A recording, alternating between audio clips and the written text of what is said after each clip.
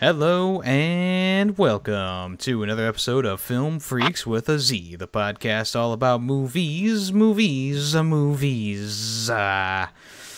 Yes, each episode is about one movie. We talk and/or review one movie each episode. Of course, we'll introduce today's episode in a little bit, but if you want to check out last week's, 2 weeks ago's episode about falling down, that featured just Callus. And if you want to be just like Callus, I mean, who wouldn't want to be, and get your movie recommendation on the podcast, make sure you send us an email at ff.filmfreaks@gmail.com or comment on the latest episode of Film Freaks with a Z on my YouTube channel. Or you could talk to us in the movie chat in my Discord. Alright, before we introduce the movie, let's go ahead and introduce ourselves. I am YemmytheFerret. Who am I here with? Back then, better than never, Greedy Waffle. And Taymation. And Coco Gamer. That's right, it all kind of fell apart when Nick was gone. Yeah, I heard that, guys. That was, I'm very sad about that, guys. That was... Way to go, Coco. You could say we fell down. Fell. Yeah. Speaking of falling down, Greedy wasn't here last episode, and we want to know his basic thoughts on it. Like, kind of give us your final thoughts and review that you would do at the end of the episode, because you actually had a higher rating than even Callus himself. Yeah, that's right. Yeah, I rated a 3 out of 5, or 3.5 out of 5. Well, the way I look at it, I mean, I might be looking at it like a medical perspective, but I look at it as a movie that, with one that's like dealing with like medical issues and that's kind of going crazy. I forget who said it. I want to say Tay said it, but the movie was kind of up and down for me. There was parts where I'm like, oh yeah, this is cool, this is good. Then there was this part where it was just like, okay, that's cool. And then there was part that was like, okay, that's not needed. I don't know. I mean, it didn't really scare me. Like Yemmy said, it scared him. But what? I don't know. I don't think he said scared. Gave him anxiety. Yeah. I like the overall concept, and it just, to me, it was appealing. Like, it was just like, to me, it was one guy losing his mind, and like each event that happened to him, he was just going crazy. And for me, like I said, from the medical perspective, it was just him going crazier and crazier and crazier and just building on that. And I think that's a big issue nowadays. And from a movie, what's it from? 1993, right? Yeah. Mm-hmm. And like, for a movie to make something out of that from that far ago, like that, to me, just it was a cool movie, and I really enjoyed it. And yeah, that's my reason why I give it a 3.5 out of 5. Well, all right then. Thank you for sharing your thoughts. I think we actually, Yemmy had a 2, I had a 2.5, Callus had a 3. I think Yemmy only had a 1.5 or 2. No, I had a 2. I'll say I think we even without Nick's, without, I don't know what I was trying to say. We had like a perfect number.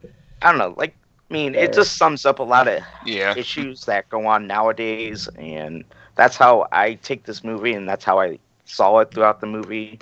So, who knows? The actors, they could have been a little better. I didn't like the little kid. That kid was kind of annoyed me, but I like the crazy guy where he goes in the basement and he gives him like the bazooka. I thought that guy exceeded his you role. like the Nazi, huh? Yeah, you're a big Nazi fan. Yeah, here we go. Yeah, the Nazi, woo. He was a literal Nazi. Yeah, he was also racist, sexist, homophobic. Yeah. But I thought he played that part really good, and I don't know. I mean, I could. He was very believable as a Nazi. You're right. Yeah. All right, so let's change the tone. From here on out, everyone's gonna think I'm a Nazi and sexist, racist. All you have to say is I don't like Nazis. It's It's very easy. I don't know. I looked at it, like I said, from a medical perspective, and I see a lot of those issues nowadays, so that's how I'm looking at it.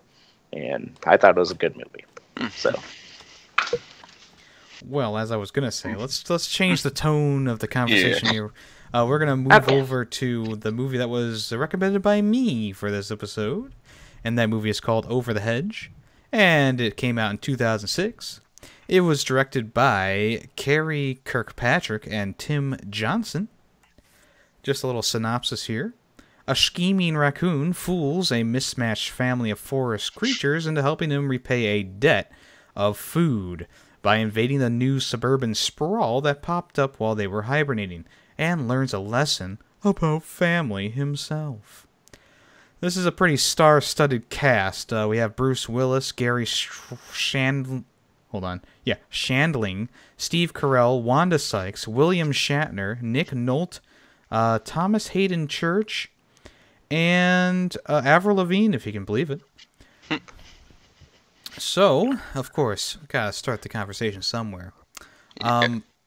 There was one thing that I noticed in this movie that stuck out to me, and it was that Vern, the turtle, loses his tail when he takes off his shell. You see his butt, but he doesn't have a tail when he takes off his shell. But when he has his shell on, he has a tail. Well, the tail's got to be tingling, so... Well, so it's attached to the shell? that is. I didn't notice that. And now that you mention it, I'm like, holy crap, yeah, you're right. He didn't have a tail. That one scene where he showed off his back, he didn't have a tail. Well, they did it like 2 or 3 times. 3. Yeah. But yeah, that's the biggest thing that bugged me is like there's no tail on the dude. Where like I get it, you're trying to make a joke about his voluptuous thick butt cheeks, but I mean the guy needs the tail too. I mean you're losing consistency. Is that the original America's ass? It should be. Yeah. I mean, it's a kid's show, so of course there wasn't a lot of consistency throughout. There was a lot of things I noticed that were just a little inconsistent, but it was a kid's show, so I was like, what else? Well, I mean, where I'm from, we call it a movie. I mean, it's still a movie, but yeah, but it was geared towards kids. Yeah. Well, of course. So little things like that I can forgive. Well, because kids aren't going to notice it, so they know they can get away with it. So I wanted to actually start off the conversation with something else. Obviously, there's a bunch of characters in this movie. I want to know what everyone's favorite character was. I think, William Shatner plays the dad possum, and I think he hammed it up so much that I just fell in love with his character. I really did. His overacting and the way his demeanor, he did everything. I think that he really did a good job of playing this possum character. But what was everyone else's favorites? Mine was Bruce Willis. He played RJ. Yeah. I thought he delivered his lines for kind of like the crazy person. I thought like you would never think of Bruce Willis to play like a character like that. But I'm kind of with Yummy, but with Bruce Willis, I thought he delivered very good. Yeah, I agree with Nick. I think for me it was Bruce Willis as well, actually. Well, my favorite character is actually a skunk. Oh. Ooh. Wanda Sykes, huh? Stella. Yeah, that cat was really good too. Why is that, Coco? Emphasize on that. I don't know. I think she was really like, I don't know. She was really funny, and the actors were kind of perfect for that role. Or not actor, voice actor, I should say, perfect for that role. She's just one sassy girl, and it's funny. Is Stella Coco's new waifu? No. Uh-oh. Yeah, no. I like. I liked pretty much everyone's characters. I think that even when I was a kid, I didn't like the porcupines just being like, oh gosh, oh dearie. Like I don't enjoy that performance that they put on, but I mean it's such a small thing, I enjoyed everyone. I know Hammy can be a bit much at times, especially when he started burping the alphabet, but I think they used him pretty well throughout the movie just to kind of give it a little bit of like spark in there to get things going a little bit faster. And the only problem I have with Vern is like the voice actor did fine, throughout the whole movie, but there was a part where Vern was like yelling and when he was getting beat up pretty much, and it just didn't sound like he was putting any effort into his yells or anything like that. He was just like, oh. Yeah, I agree with that. Yeah. Oh dear. I mean, I can understand it. I mean, that's one of the jokes that didn't like age well, but back then when this movie came out, 2005, 2007-ish, between then. 6? Okay, well, I was in between. But that was like the joke, like back then, is burping, farting, all that kind of stuff. So I can see why they put it in there, but yeah, well, now now that we're older, we're like, eh. No, I don't know what you're talking about. I mean, I actually commend this movie for not making like an obnoxious fart joke, or the burp joke is fine. Like that's what I'm saying. It's a little bit over the top but it's hammy, But like even when they did like the big skunk fart, you would say, it's not like they put like a giant reverb fart over it. It was like an explosion. And I gotta really commend the movie for not doing that kind of comedy, because I found this movie really funny even as an adult. Sure, there's a few things that make me roll my eyes, like Hammy burping the alphabet. Like, it didn't need to happen. But when he was like all obsessed with the cookie and doing like the slow motion like X-Men type thing, and then there's tons of times where William Shatner, his character, made me laugh out loud, and I found it really amusing, and like I have to commend the movie for not just going to fart jokes or throw up jokes or whatever. It was actually really smartly written. Yeah, going off of that, I mean, there was a lot of jokes, like, even, being person, that loved the movie as a kid and, going back to it. Yeah, there was still a couple of jokes that it's either I forgot about them or I was just like, kind of like chuckles. Like the part where they showed like the whole world and then there's like that cheese explosion. I was just kind of like, oh yeah, that's kind of got me kind of, chuckling. But yeah, I definitely agree with that. Yeah. One of the little jokes that definitely had me laughing at one point was, I think it was when they finally accept RJ into the family, bring him down, and then they turn on a TV, which I don't know how they got a TV out there, but whatever. And then it's just like all these news reports about how like they found a horrible person among them. And that one actually made me laugh. It's like, that's kind of funny. Yeah. And his reaction to it was pretty good too. So. Yeah. Also, what I found really weird is that they switched on TV and it had like a station or a camera view of her room. Like, I get this supposed to be like, oh, they can watch her, but still, it's really weird that you have sections. Oh, it's watch what people am doing in my bedroom. Well, that's you're talking about the end there. Yeah, the kids, the little porcupine kids that went through the vent set up a camera to watch her. Yeah, they showed that actually. I didn't see that. Yeah. It was a very short, like, blink and you miss it. So yeah, but yeah, that's how they were watching her on the TV. Unlike in the video game where it's like a whole level going through the vents. This is like a 2-second little, like they're running through the vent and they put the camera there. Yeah. All right, what did you guys think of the Verminator? Now, me personally, I mean, I think he's a great villain. I don't think he was used very well in this movie. Mostly because he just wasn't in it enough. But I really enjoyed... yeah, he's the villain. He's trying to kill him. I would call that pretty evil. Yeah, there was 3 villains in this. And they all got taken care of them. The Verminator, the Bear, and the HOA president. Yeah. Karen. And no one likes HOAs, I was about to say, I was literally about to make a mark about, we would identify that president as, like, a Karen nowadays. Me, I'm a proud president. God. Yeah, I do like how they all get their just desserts at the end with the robot thing that comes out and 2.0. Yeah. I thought that was funny at the end because it's like it's been there the entire time, but they just haven't turned to the bear setting. As soon as they do, that's it. It's gone. Yeah. No, the bear setting was there at the very beginning when they first showed it. Yeah, but they didn't change. They never changed to it. They never changed it. Yeah, no, because they weren't looking for bears. But like I mean, it was enough like for adults. I think. 'Cause, like my wife, like she kind of walked by during that scene, and she kind of knew basically that there was a bear. She's never seen the movie. Like 'cause I explained it a little bit about a bear stuff, and she saw that. I was like, oh, they're gonna use that on the bear, huh? Yeah, it's definitely foreshadowing what we're going to use it for, but still. Yeah. But foreshadowing's not a bad thing. So. Yeah, it's not a bad thing. That's what I'm saying. So, and actually, I don't. It didn't start on the bear. It what triggered it was the Verminator and the HOH president. The bear came in a little bit later. Yeah. So technically, they did use it on the bear, but it got triggered by humans. By humans. Yeah. Who were smaller than bears, so they wouldn't have actually triggered it. Well, I mean, there both was of them two together. of them. Yeah. Yeah, so there's two of them, so I guess they equal up a bear. Plus, lasers don't really, care. It's true. Lasers, they're triggered, but if their connection is broken.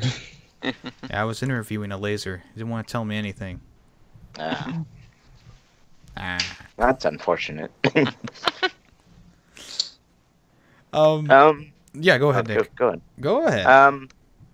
I want to talk about the turtle. I forget his name. Vern. Vern. Yes.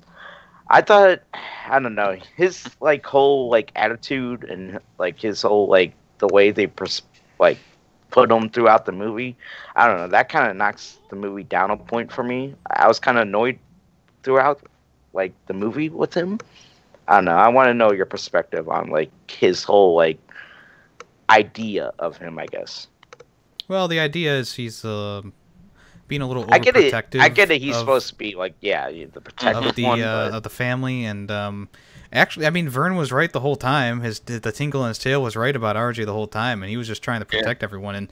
And I understand why he would want to return the food. I think his logic was pretty sound there. Hey, we return the food, they stop trying to kill us. But I didn't really have a problem with his character, how they presented him, because he just seemed like the over-caring. I don't want to say. I mean, I don't think any of them are technically smart, but true. Over-caring and overprotective. Kind of like how he is a turtle. He's got a shell. He's got to protect his soft body. The shell protects the family. But it was also the morning or the first time we met them where he's like, oh, we only have 7 berries left or whatever, grapes or whatever they are. And you feel like he would be one that would oh, let's go scavenge food. And they only have 100 yards of forest left. And I don't know. Well, I mean, he's the first one who steps through the hedge. And gets knocked around. Yeah, he gets knocked around a bunch and he gets spit back out. I think I understand why he doesn't like the other half of the hedge. And yeah, I mean, obviously they don't have enough room to forage anything, and obviously the ending gag with Hammy getting a million nuts shoved into the log, you're not thinking of that at the time, but I'm sure eventually, maybe if RJ hadn't showed up, they would have gone into into the world, and they probably all would have gotten slaughtered. Yeah, that's true. I guess so. Yeah, I don't know if I'd take away a point for Vern. I feel like they set up his character pretty well. They showed why he is the way he is, and well, I mean, maybe it's more of just character traits in general that they showed, and I feel I understand his motivations in the movie. Yeah. Yeah. I feel like he's definitely he's the straight man to the crazy. So it's he's needed. His character, well, maybe not the best, is kind of needed to keep things grounded in reality. Not even really reality, since they're talking animals, but yeah. but yeah, just kind of he's needed. The straight man's always needed for that type of story, and he was the straight man. Also, which I'd say it's a little bit backtracking, but in that first scene where he gets hit around, I kind of felt like that scene kind of dragged on a bit. When he was getting hit around? Yeah, hit around after he went for Steve. Yeah, and there was a lot of laws of physics that were broken during that scene. Yeah. Well, same with the scene where the dog is chasing them. Oh, yeah. Oh, yeah, that scene dragged on so much. Well, I think this movie kind of combines bizarre stuff in with more of the, I don't know, I guess you would say in universe type stuff. I really enjoyed those parts where it kind of went off the wall, like how they accidentally built practically like a spaceship, a rocket. Yeah. It's like it's just kind of funny, and I think this movie does a good amount of like bizarre and charming at the same time. Because you don't get pissed off that they built a plane because it's like, okay, whatever, it's a cartoon. So it's charming and bizarre at the same time, and I really enjoyed those moments. Yeah, like when he opens the nachos cheese bag and like all that stuff comes out, and it's not just a vision that they all had from the scent. It's actually all over the area. You're like, that's a really bizarre and weird, but I like it. Yeah, it's a cool scene. That's the same scene I mentioned earlier where they show the world and there's just that little nuke of cheese puff. Yeah. I guess we can play like kind of a fun game. Like, what would you guys done if you were Vern? Like, would you trust RJ or would you kind of say like would you take RJ's side or would you have been like this guy's a little suspicious? Like, I mean, with everything I know about the world. Like, if I had all that knowledge, no, I wouldn't trust him. No. he's as shifty as I'll get at. Like, no, I wouldn't trust him.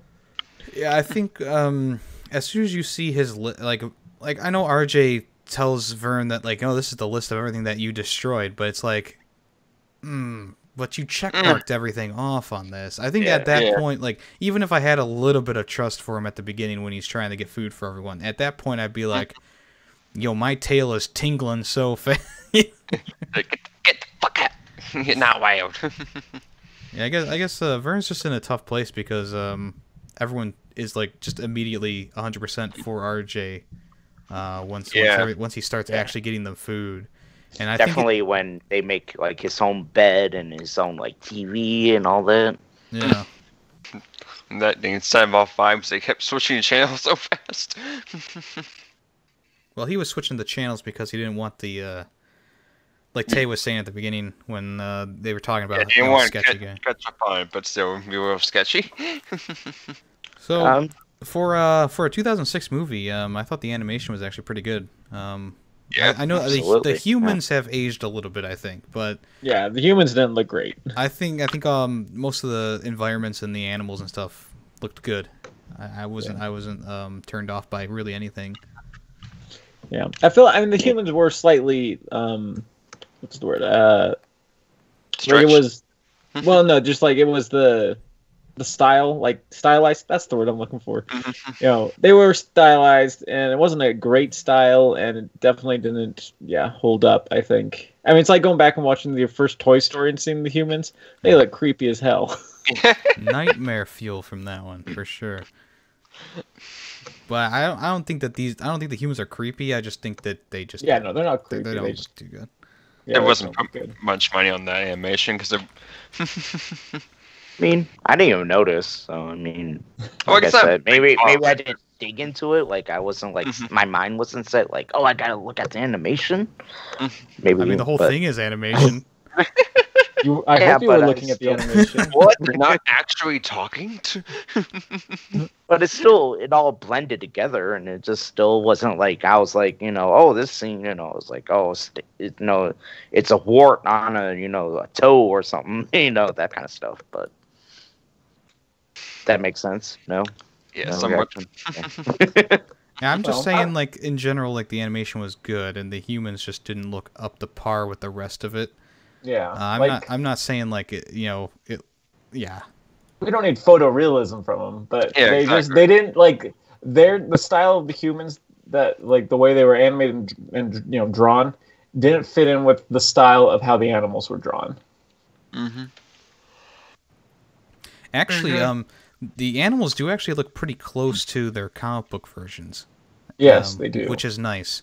As a person who read the comics when I was a kid, I had the stuffed animals collection when I was a kid, and I like to see this movie as like a prequel to the comic strip, because in the comic strip, like Vern and RJ are pretty best buds. They hang out in the sun, even though they still have the dynamic that that's in the movie where Vern's more of a straight man and RJ is more chaotic. I think that the movie did a good job of like setting up the comic book, even though the comic came way before. I like to see it. I think that's a pretty interesting like prequel to the comic book series. Yeah, I wonder if, like, in the comics, if they ever did do, like, an origin story of when RJ showed up or anything, or if it's just, not to my knowledge, left interpretation. So these guys went, "Hey, can we make it?" Yeah, not to my knowledge, and I'm not like the the connoisseur of the. I mean, I read them when I was a child, but I don't remember there ever being like a origin story. I do remember there being dinosaurs for some reason at some parts. But I don't remember if that was like a hallucination or something. I do remember dinosaurs though. Huh. And a lot of the other characters, like like Stella and stuff like that. The main three characters of the comic are RJ, Vern, and what's the squirrel's name? Hammy. The other ones, they don't show up a lot. So even though like if you go back and if you read the comic books now, you might be missing a few characters in there. But I do like the characters that they added in, gave more story to and stuff like that. True, that's good. I'm trying to. I haven't got much to say in this movie. Yeah. Was there? Oh, go ahead, Nick. Was there a reason? Like, was it described in the movie? Maybe I'm not remembering correctly. Why?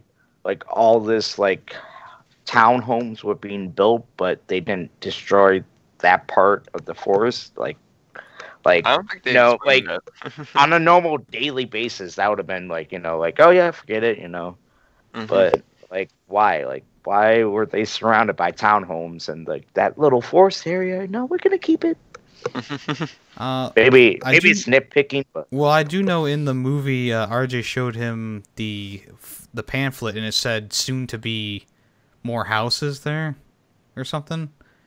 I would guess that. I mean, I'm sure this movie isn't like in tune with the laws or anything, but I'm pretty sure there is a law that you need to have X amount of land set aside for like animals and stuff like that, like wildlife per square of housing.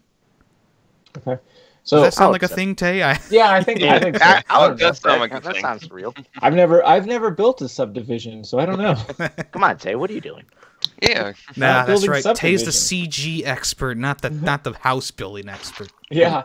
No one played a house simulator? Build a house, but I wasn't part of the zoning or anything. No construction simulator or house simulator? Yeah. So no, I did have a question because now I'm thinking about that map, and maybe you explained that there'll be future homes soon, because they always made it look like their little forest haven was like the edge of the suburbs. Like there was nothing, like it was just road on the other side. And then looking at the map, it was like almost in the middle. Well, remember that Hammy went all the way. He went all the way one direction on the hedge, and then all the way the other direction. I'm guessing he did like a complete circle. And that's why he says it's never ending, Maybe. Because it would have ended if he, if it was like a normal kind of housing development, it would have ended. But because it was like that spot in the middle. Full circle though, if it was like never ending, like he went down and then he came back. Like wouldn't he just? Yeah. I mean, well, he might have gone all the way to the edge of the hedge, where there's a turn, and then ran back. I mean, I'm trying to explain cartoon logic. I know. I think we're just like I said, I think we're digging into this too much. Yeah, this is the deepest over the hedge review ever. You're not getting this content anywhere else. We're gonna point out all the flaws. But I do think that's what happened. Is he went all the way to an edge, went back all the way to an edge, and obviously that area with the forest was actually pretty big. Unless they just made it look bigger because they're small animals. Yeah. I mean, it looked like it was at least a few acres. Yeah. But when you're used to gathering food from hundreds of acres and you're down to like 4 acres, that does suck. Yeah. The one thing I forgot to mention when you were talking about the comedy in the movie I found that part where Vern was eating the bark hilarious. I really laughed a lot about that because he was, like, nutritious. All I was thinking during that scene is just like, turtles shouldn't be eating bark. Yeah. Then he immediately spits it out when he sees Archie coming up. Well, he actually swallowed it, if I remember correctly. Yeah, I think he did. He was spit a something champ. out. It might have been a different part, but Yeah. did anyone else want to try bark after seeing that? I saw that in a lot of people's reviews. Like, this movie, when I was a kid, made me want to eat bark. I was like, Never. I don't think it's good. I don't think when I was a kid I wanted to eat bark after seeing this movie. Now, those Spuddies, sure, but Spuddies are bark? pretty much just Pringles. that's true. Well- And when I got Pringles, I was like, whoa, it's in real life. But did you open the can and did you have like a atomic, cheese bomb? Did you? I don't think that happened, sadly. I say, how old were Dang. you guys when this movie came out? 2006. I was probably 9. like 12. Yeah. 9, 9. 6, 7. Coco was like, I wasn't even born. Yeah, Coco was like, I'm free. I think I was Yeah. just learning my first words. Way to make me I feel had no even idea. older. I was in college when this movie came out. Well, that Studying. just means you're wiser than all of us. Yes, that's true. Yes. I was wise to the CGI ways of Pringles. You knew Pringles before we could. Never mind. Drive. Right. There you go. Yes. Yeah. There you go. Yes. Yeah. Perfect. Mm-hmm. Well, there's been another episode of How Old is Tay? How young Come is back next Coco? Coco is a baby. Piece together all the clues from all the episodes. And win nothing. I'm pretty sure there's one episode where I've just flat out said my age. So Yeah. Well, yeah. The Go win the listen to knowledge Waldo. of knowing your find it. age. go find Yeah. it, guys. You win a prize. Well, now that you Yemmie, said what's that, the prize? Yeah, the now that you prize, said the prize that, is like, the satisfaction of knowledge. Knowledge. Every time you hear an episode, you'd be like, "Wow, Tay, he's He's this so Old. He's Yeah, so I mean- old. this wow." Get this man a cane. I need a cane. And if they do their math correctly, they can figure out my age and Yemmy's age. And I don't think Coco dropped any hints, but He said all he they was need to 3 know is in young. 2006, so his Yeah. is pretty easy. It's not that hard. Well, are we ready to do our final thoughts and rating? Yeah. I'm ready. Yeah. All right, I'll start off since it was my recommendation. Of course, we do our ratings at a 5. Just to remind everyone. Look, guys, I'm not gonna lie. I love this Uh-oh. movie. I think this is probably one of my favorite animated movies. I think it's got a nice pace to it. I think it has some really funny moments. I think the voice cast did a great job. Favorite character, of course, was the possum, but I liked all the characters, really. I just, besides from a few things I found, like the consistency of the tail and stuff like that, I think that it's a all-around great kids movie. I think it needed a little bit more Verminator in there, but I have no regrets. I'm giving it a 5 out of 5. Wow. Ooh. All right, I'll go next. Not to confuse anyone. Oh. I thought this movie was fun. Just like it was fun. Like that's if I could sum it up in one word, this movie was fun. And I thought it was fun as a kid. And I told Yemmie can even back it up. I was like, yeah, I still love Over the Hedge. It was fun revisiting. I was kind of worried, but this movie was fun. Like everything about it, the actors, the animations, just the villains, I guess you can describe them. The Hedge, just all the scenes. Everything was fun, and even being this old, I'm still saying this movie. It was good. It was a good time. That's literally like all I want to describe this movie as is like it's just fun.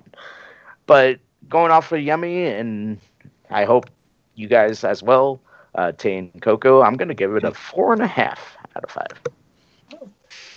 I agree pretty much with Nick. It's a fun movie. Like, yeah, it's a kids movie, but it's still fun. It's enjoyable. Like even as an adult, you don't watch it going like, it's not, it's not like that kind of kids movie where adults can still enjoy it. Like I said, I saw it in theaters, and I was in college, so overall, yeah, it's still fun. Like there's a few things that I don't think quite held up, like the people, they look a little weird and out of place at times, but the HOA president lady is the worst, and I don't like her, and I think whatever happens to her is going to be too light. But overall, I think it's fun. I'd give it. I'm torn here. I'll probably 4.5 as well. Sure. Too light. This woman got massacred. She deserved it. He wanted more. He's like, no. She survived it. She got her head basically shaved. She got she got a rope shot at her feet. She got bung. HOAs are the worst. Yeah, she kept I think every bone in her body should have been broken at the end of that, because I think she got massacred in that movie. But still, I did enjoy it. I didn't laugh at that, even though I was surprised I did, because I expected a lot more corny jokes, because I haven't watched this. I think I've seen this movie, but I don't remember if I do or not. So overall, it was fun. I'm surprised I enjoyed a kids movie like this. But I'll give it a 5 out of 5. Wow, look at that. We're all in the upper echelon. Coco's like, it's my first time seeing it. Never seen it before. So, Yummy, I have a question for you. Yes, sir. If you don't mind answering. You live streamed Over the Hedge video game on Twitch. What's better, the movie or the game? The movie. The game is fine. I think I put it in I don't even know what I put it in, C tier, B tier. Hold on, I can look it up right now, real quick. Something like that. You don't need it. I mean, it's good enough. Well, yeah, I thought I put it in B tier, I believe. No, wait. Yeah, B tier. I do like the game. I think the game is a fun time, a little bit monotonous, but it doesn't have the quick fire pace that the movie does, and I feel like people would enjoy the movie more than the game. But I still would recommend the game. It's a fun time. It's a good co-op game because you can play as all the characters. Playing it earlier, and when we were kids, and we're like, "This game's the greatest thing ever, underrated," that kind of stuff. And then Yummy revisited, and he was like, "Eh." I wasn't like, eh. I liked it. I just there were times where I was like, okay, you're throwing 50 enemies at me, and it's I just want to move on. Yeah, you're RJ hitting them with a golf club. You're like, all right, let's go. They had some nice little mini games in there too, like catching the food and driving the. You actually got. You didn't drive it. There was you stood on top of the rocket cart and you had to dodge things, and there was a good amount of variety in there.